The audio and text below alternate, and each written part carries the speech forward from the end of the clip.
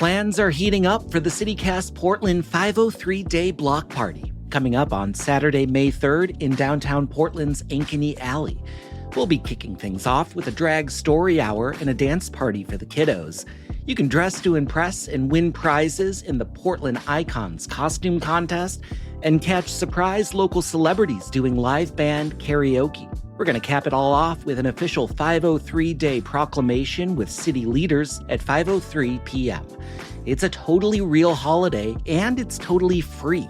Find more information on our website, portland.citycast.fm. Coming back from vacation to a sunny Portland and seeing the weather continually get drier, I'm getting that urge to dust off my grill because there's nothing better, in my opinion, than grilling meats and veggies in the backyard with friends. But if you're new to the process, I get it can be a little intimidating. Like, what kind of gear do you actually need? How do you plan the perfect menu? Charcoal or propane? So today on CityCast Portland, we're revisiting a chat I had with Zeph Shepard, owner of Proletariat Butchery in Southeast Portland. He's walking us through the makings of the perfect Portland backyard grill out. It's Thursday, April 17th. I'm Claudia Meza, and this is what Portland's talking about.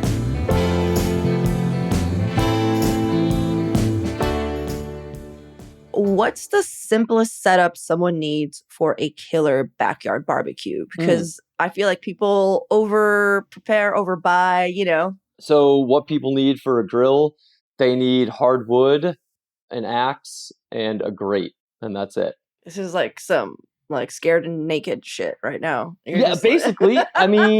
It appeals to basic human desires, like how we've evolved evolutionarily through biology. It's like most people think from predominantly industrial marketing, like, oh, here's Traeger and here's Weber, and they just force feed you all these commercials like buy this and buy that. Mm-hmm.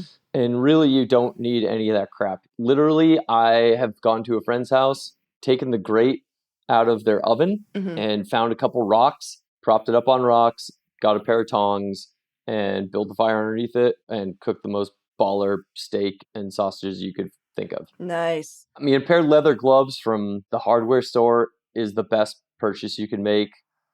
2 pairs of tongs that are all metal, that are over a foot long. One for handling meat on the grate and one for handling your fire. So do you barbecue with just wood over propane and charcoal? That's your preference? Yeah, I actually am fairly naive around propane and charcoal. Well, charcoal I'm pretty good at, but propane scares the shit out of me. Mm-hmm. Like if I come over to your house, Claudia, and you're like, I got this propane grill. You're the professional griller guy and own a butcher shop. And I'm like, shit, I got to do propane. It's daunting for me because you have way less control over fire management. That's so funny because people think the opposite. Let's talk about fire management because I think that's what people are intimidated is that they're just fire is wild. What's the basics of managing the fire? So let's say to give an A/B test, right? Or kind of compare the two directly. You have a propane grill and then you have a wood fire and you have your pair of 16-inch tongs. Propane grill, you can't really control the amount of flame or heat coming from each one of those little burner thingamabobs. And then if fat drips on them, you can't move them. So then you all of a sudden have this fire that you're like, shit, I got a big fire. And the only thing I can do is just take my meat off of it. Well, with a wood fire, all you do is grab a log and just move it 6 inches to the left or right, front and back, whatever, problem solved. And especially once you get your prep done, I have a little stack of kindling that, took me an hour to make, but that kindling is going to last me, my wife and I and our 2 kids, we cook in the backyard just personally over a fire between May and end of October, twice a week, right? If you prep out your wood setup, which is super simple, you can have that just as functional as a propane grill for an extra 3 minutes of work. Oh, man. All the Hank Hills of the world right now are grabbing their heart. I don't know who Hank Hill is. Who's that? Well, you know what, Steph? It's better that you don't. I'm weirdly naive about a lot. I just kind of do my own thing, and people are like, this person? And I'm like, oh, I don't know. Yeah. Well, Hank Hill's not real. Don't worry. You're not hurting his feelings. Oh, the Family Guy. Well, no. Yeah. No, he's not from the Family. Is that the Family Guy? No. where this is going. No, Hank Hill is from King of the Hill. King of the Hill. That's what I meant to say. And he's like the, Yes. the Southern guy, and he's just He sells yeah. propane and propane accessories. Yep. Yeah. That's a good 1950s American right there. Okay. Fucking Hank. Fucking Hank. Zeph, now I'm really curious about your setup in the backyard. Like, what do you have? Do you just have a hole in the ground and some grates? I literally have, because, the cobbler always has holes in his shoes. I don't have anything fancy. And so I live and breathe what I talk about. Like, get 4 cinder blocks and then get a big metal grate, not galvanized. Galvanized is super toxic. Okay. So stainless steel or like bare black metal. Okay. Like no coating on the metal whatsoever. So maybe like the oven. Yeah. That's not galvanized. It's food grade, right? Because you cook in it. Okay, cool. Like I've gone to Airbnbs and they don't have a grate. I'm like, I'm just going to take the one out of the oven. We'll just clean it up before we leave and put it back in the oven and cook over it. I'm not Airbnb to you, Zeph. Yeah. Oh, hey. What are your wood preferences? Like, I'm sure there's different types of woods. So to start the fire, it's really great to have some Doug fir or some cedar, and those are coniferous pieces of wood, i.e. they have sap and they have evergreen needles. Those burn really quick, but they're unhealthy to cook over because the sap and carcinogenic properties, and they also don't form any coals. So your fire is just gone. So, but it's easy to get the fire going. So you want to start with softwood, but then you want to put in hardwood. So you want to layer smaller pieces of hardwood, start off with like the tent situation, triangle, like a cone, and then that kind of collapses. And then you start to layer on a log cabin, cross hatching. So you get good air distribution in all those kind of little pockets.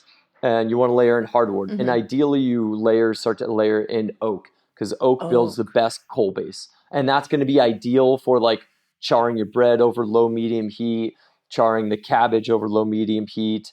And then ideally you have 2 kind of separate fires with the wood. You have your pile of coals, a little low, slow ember burning situation for the sausage, for the cabbage, for the bread, and then a raging fire for your steaks. So you're generally all about simplicity. Yes. But people do need a few gadgets, like you did recommend 2 good long tongs. Is there anything else? Yeah, a digital meat thermometer is really helpful. Okay. So, when people do like this is whatever well, and this is medium rare, and this is whatever, that's a bunch of malarkey. It's Just really... So our listener knows he's like touching his palm. Yeah. Just so you know. Yeah, I'm touching the palm. Audio medium, so. Oh, okay, great. That's good to know. Yeah. So when people are touching their palm and this part, that's a bunch of nonsense, because my hand is different than your hand, different than Johnny's hand, different than Susie's hand. So a digital thermometer having technology is a great resource in some capacities, i.e. when you want to pull a steak for medium rare, you want to pull it at like 110, 115 degrees, and just touching it from the surface, that's a hard feel to develop. Like I've developed it, but I've cooked literally thousands of steaks over a fire. But here's Claudia. How many steaks do you cook in a year? Like 6 in your backyard? Oh, right? Zeph, you're going to hate this. You're a vegetarian. We can still be friends. No. Oh. I'm a sous vide gal. Oh, do you want to talk about that? I know. I wish you could see his face just drop. He was totally just like, oh no. I know. You know what? It's because I don't have to mess with it, and it's always medium rare, and I still get a char at the end, but I do think that a grilled steak, to me, tastes superior to a sous vide steak.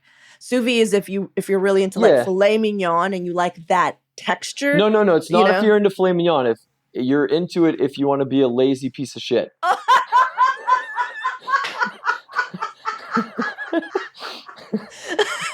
Yeah, you know what, Zeph? Maybe I do want to be. Maybe I do want to be. Hey, we live in a world of convenience, and makes sense. That's what we do, right? Look, I don't overcook a steak. That's all that matters to me. It is. It's a nice cheat, and if you got friends coming over and you don't feel confident, and it is a good cheat. Throw them in a bag. Is it a respectable cheat? But it's a functional cheat, and you can lock things in a bit more. Okay, well, let's take a quick break here, and when we come back, some ways to avoid some beginner mistakes.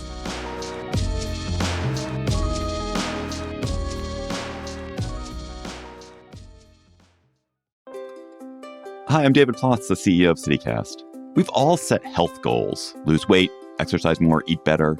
But without a plan, those goals often fade. That may have happened to you. It has definitely happened to me. And that's where Prolon comes in. Prolon's 5-day fasting mimicking diet gives you a science-backed, structured approach to stay on track and see real results. And now Prolon is upping their game with the new Next Gen 5-day program, delivering the same science-backed benefits in a cleaner, more convenient, and more flavorful format. Prolon is a plant-based nutrition program featuring soups, snacks, and beverages designed to nourish the body while keeping it in a fasting state, triggering cellular rejuvenation and renewal. Next Gen builds on the original Prolon with 100% organic soups and teas, a richer taste, and ready-to-eat meals. Developed over decades at USC's Longevity Institute and backed by top U.S. medical centers, Prolon has been shown to support biological age reduction, metabolic health, skin appearance, fat loss, and energy. I've been doing the 5-day program, and I feel so much better. I really enjoy the tasty energy bars, the snacks and soups, and the fact that I can enjoy meals, even though the calorie count is super low. The flavors and textures are excellent. An olive oil snack here, broccoli and quinoa soup there, hibiscus tea, a yummy nut bar. It's got the benefits of a 5-day fast, but doesn't have the challenge of doing it with pure liquids. It's a system reset. And also, I know this sounds funny, but it's not. The packaging and directions are fantastic, clear, and well organized and thoughtful. For a limited time, you can be first in line to experience the new Next Gen at special savings. Prolon is offering CityCast listeners 15% off site-wide, plus a $40 bonus gift when you subscribe to their 5-day program. Just visit prolonlife.com/city. That's PROLONLIFE.com/city to claim your 15% discount and your bonus gift. prolonlife.com/city. Ryan Reynolds here from Mint Mobile with a message for everyone paying big wireless way too much. Please, for the love of everything good in this world, stop. With Mint, you can get premium wireless for just $15 a month. Of course, if you enjoy overpaying, no judgments, but that's weird. Okay, one judgment. Anyway, give it a try at mintmobile.com/switch. Upfront payment of $45 for 3-month plan, equivalent to $15 per month required. Intro rate first 3 months only. Then full price plan options available. Taxes and fees extra. See full terms at mintmobile.com. Okay, any newbie mistakes people should avoid that we haven't covered? Okay, so the unfortunate reality is most people, if not all people, are getting too thin of... The presumption is we're working with beef and we're doing a grilling situation, right? So we'll work off of that. Let's say your ribeye or top sirloin or New York, whatever. Mhm. And when they cut them at the meat shop or Safeway or whatever it is, they cut them, 3/4 of an inch, 1.25 inches, but that ties your hands behind your back. And the reason being is when you're working with that lack of thickness of a steak, an improperly cut steak, there's a trade-off that happens. If you want a good Maillard reaction, good crust, good texture on your steak, you're going to have to leave that on the grill too long where it's going to be medium well or even well done, right? So then it's dry as a bone. Oh, you're saying it's too thin. It's too thin, Yeah. and you need to leave it on the grill a commensurate amount of time to build up the crust on the texture on the outside from the heat. Mm-hmm. So in an ideal world, you get at minimum 1.5 inch thick steak, really to like 2.5 inches thick, but that takes more skill. I would say 1.5 inches to 2.25 inches. And then what you do is you take the fat cap and you score the fat cap, like crosshatch it. And then you put a ton of salt on it, way more than you're anticipating. And then once you're done with that, you take the steak, and this is, no black pepper ever. Okay. Yeah. That's going against 120% of what every fancy chef says. And that's fine, but they're all wrong. You put the black pepper at the end? Correct. You Okay. finish with black pepper. Yeah. And the reason being is, if anybody disagrees with me, don't take my word for it. Take black pepper, put it in a frying pan, and cook it over the heat the same amount of time you cook that steak, and then eat that black pepper and tell me if it tastes good or not. It will not. It'll be burnt. It'll be acrid. It'll be bitter. It won't be this bright, clean, beautiful black pepper. Also, whole black peppercorn. Ground pepper is it's like sous vide. You're like, okay, if I'm going to be a lazy piece of shit, yeah, I'll get some ground black pepper. I can't believe you keep coming back to the sous I mean, vide with a Claudia, perfect steak. I'm just saying, Zeph, it's a perfect steak. I'm not being, You know this what? isn't aimed at you in particular. What if I walked out of my own interview? Wouldn't that be hilarious? You're just like, what? excited. Okay, sorry. So you're saying at the end you finish it with whole black peppercorn? No, you use black pepper, but you crack it fresh. Oh, gotcha. Cracked fresh pepper. Yeah, Yes, all right. yeah. You chip a tooth if you use a whole black peppercorn. That's what I was thinking. All right. Yeah. So I digress, but that's my little diatribe on black pepper. Put the salt on the steak. You score the fat, cross hatch it, boop, boop, boop, like that. Mm-hmm. And another quick cheat on that is buy a cheap little utility knife, and you can set the depth of the little razor blade, and then you won't accidentally go all the way through the steak. Mm-hmm. But if you use a utility knife, you can set the depth to like just 1/8 of an inch, right? Or 1/4 of an inch, and then you just all the pressure you want, and you just score the fat, and it's way more consistent. It's a great little hack. So you put the fat cap down, not lean flesh down on either side. You do fat cap over low, medium heat. And then you pick up the piece of meat and all the lean flesh is totally raw. But you want to look at your fat cap and you want the fat to start to look translucent. Mm-hmm. And then stir the fire a little bit, get the flames going, and then chuck that son of a gun directly in the flames. For that char? Yeah. And then you char and you chip. And everybody's like, I don't flip. I flip a ton. It doesn't fucking matter. Just watch the steak. What I am hearing is that you start medium heat to get things rendered with the fat cap down. Yep. And you're flipping that, or you just leave it in on the fat cap? Just leave it on the fat cap. And sometimes I'll take a piece of wood because it'll, it's tall, and place a piece of wood on the side here to have it like lean up against it so it doesn't flop over.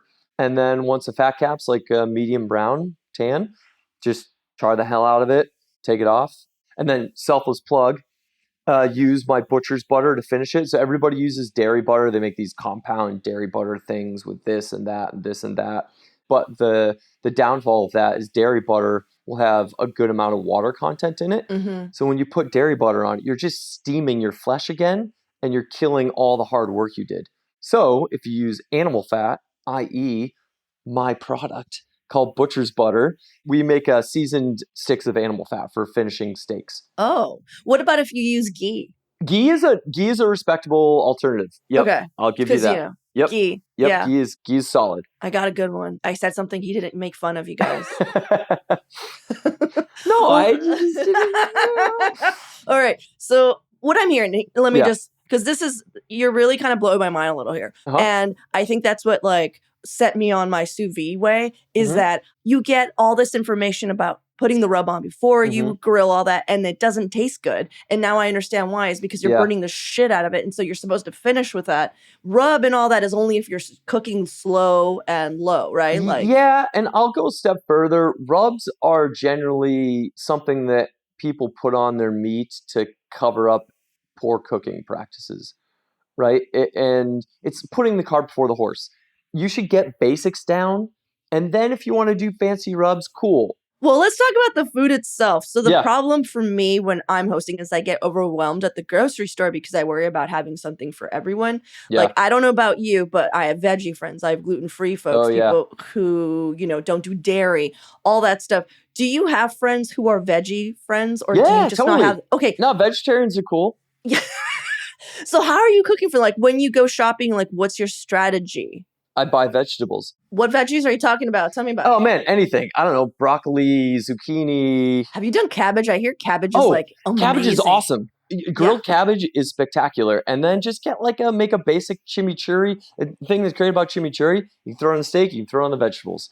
Mm-hmm. I love romesco, roasted red pepper. Ooh, romesco's so good. And almonds hazelnuts or almonds. Yeah, a romesco sauce is fucking spectacular.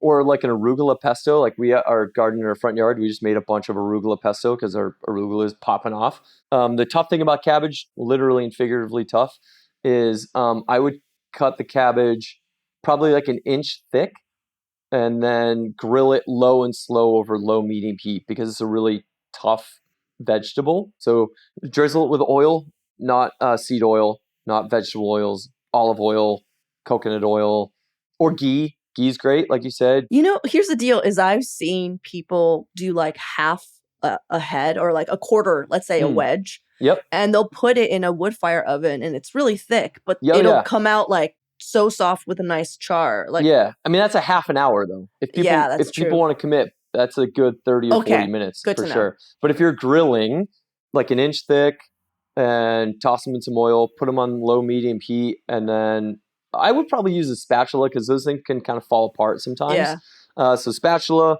flip them, grill, and then just make a big batch of chimichurri. People can put it on their meat. People can put it on their vegetables. It's delicious. Yeah. And then make like a nice seasoned olive oil. Take some garlic, smash up some garlic, smash up some rosemary because rosemary grows like a weed around here.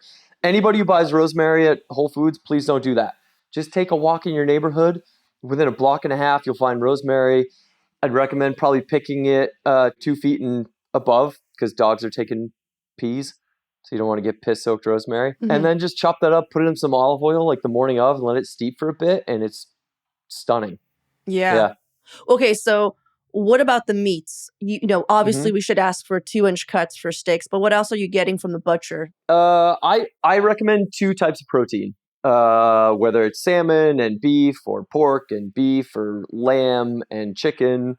Inevitably, even if you think lamb's amazing, someone's not going to like lamb. I hate Or- lamb. Yeah. Yeah, I I'll know. cook some lamb for you. You'll like it. Really? It's just Yeah. always so sweaty. I'm not into it. No. All You're right, just having a good lamb. Trust Okay. me. I'm All going right. to feed you a piece of meat, not tell you it's lamb, and you're like, God damn, this is good. And then I was like, I gotcha.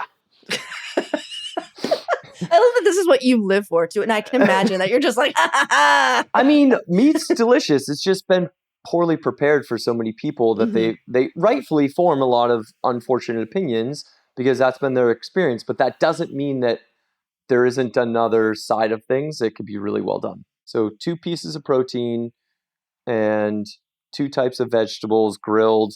And then, or if a salad, just a simple light vinaigrette, man. Just good olive oil, some mustard, some honey, smashed head of garlic, and either lemon or some vinegar, and just shake the hell out of it in a mason jar.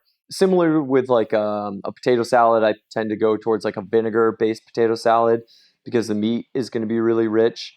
Or coleslaw, I tend to go with a vinegar coleslaw because then that balances out the fat and acid of the meat with the coleslaw.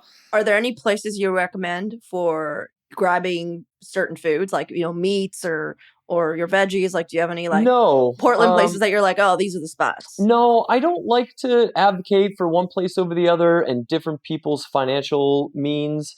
I don't want to say go to X or go to Y or go to A, but just get fresh vegetables and season them lightly with olive oil and salt and pay attention to your grilling.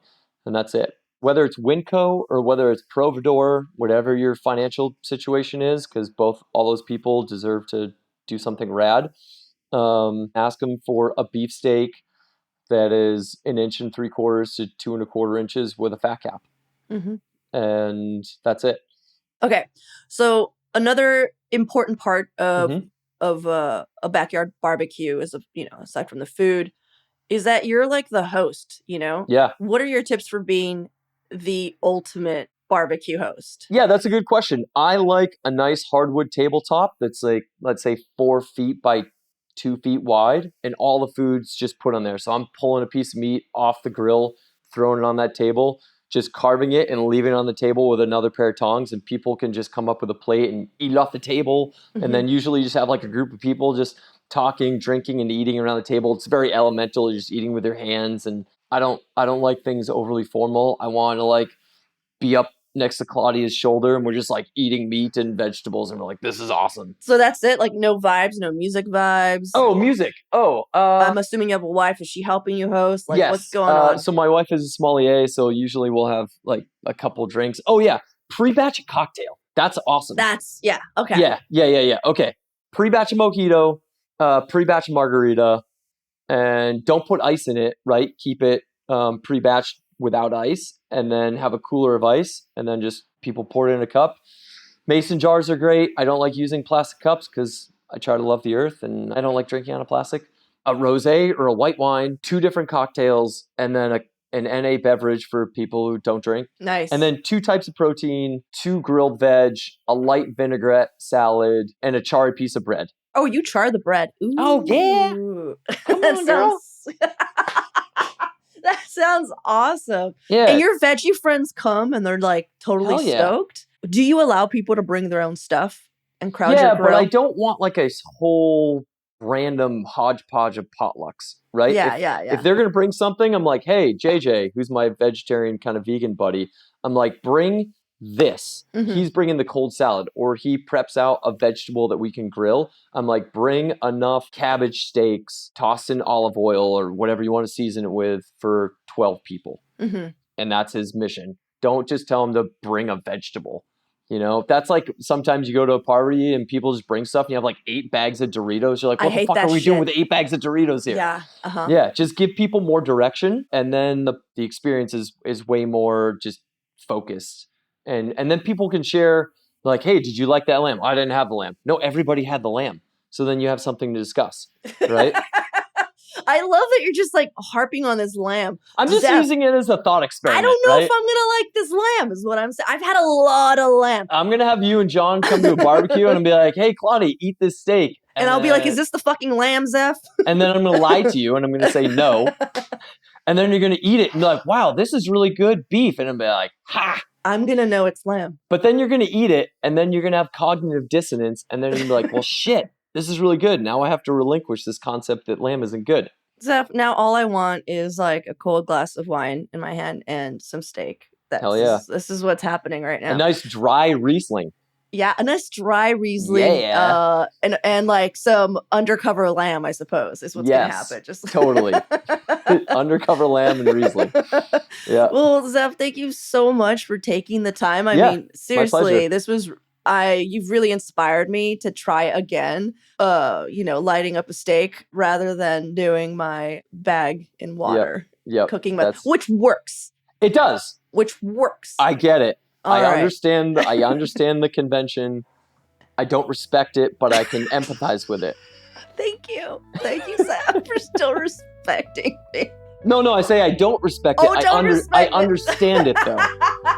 Yes. Not respecting me. yeah. God No. damn it! All I'm a right, man of principle. get out of here, Zeph. All right. Yep. Ciao.